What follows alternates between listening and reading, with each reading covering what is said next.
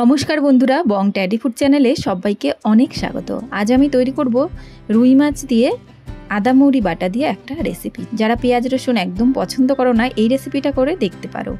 প্রথমে একটা মশলা তৈরি করার জন্য আমি 1 ইঞ্চি সাইজের আদার টুকরো করে নিয়ে নিচ্ছি, আর নিয়েছি 2টো কাঁচা লঙ্কা, আর এখানে নিয়ে নিয়েছি মৌরি গুঁড়ো। মৌরিটা আমি শুকনো খোলায় একটু হালকা করে টেলে নিয়ে আমি গুঁড়ো করে নিয়েছি। খুবই হালকা করে টেলে নিতে হবে যাতে গুঁড়োটা ভালোভাবে হয়, এইটুকুই।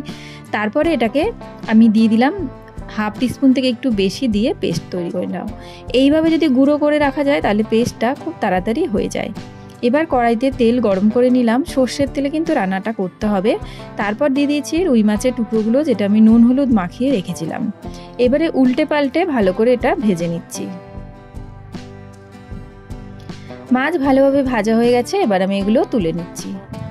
তোমরা এটা যে কোনো মাছ দিয়েই কিন্তু করতে পারো। তারপর তেলের মধ্যে দিয়ে দিলাম কালো জিরে, আর এরপরে টমেটো পেস্ট করে রেখেছিলাম একটা মাঝারি সাইজের, সেটা দিয়ে ভালোভাবে আমাদের একটু কষিয়ে নিতে হবে যাতে টমেটোর যে কাঁচা গন্ধটা চলে যায়।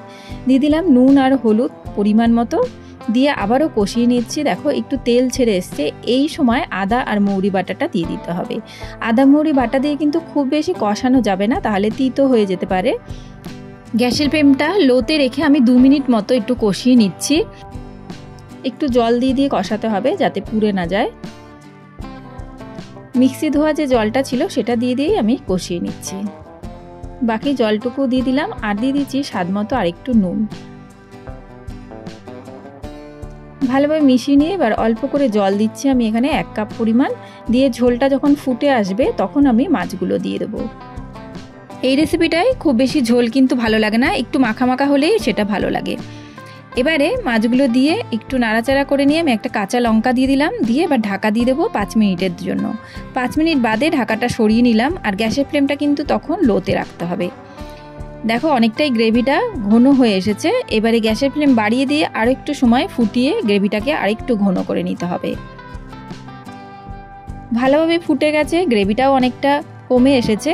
এবারে আমি এটা ঢাকা দিয়ে গ্যাস অফ করে দেবো। তারপর পরিবেশন করে দেখাচ্ছি রুই মাছ দিয়ে তৈরি করা আদা মৌরি বাটায় এই রেসিপি। কেমন লাগলো অবশ্যই কিন্তু আমাকে জানিও। ভালো লাগলে লাইক, শেয়ার এবং সাবস্ক্রাইব করে নিও চ্যানেলটিকে।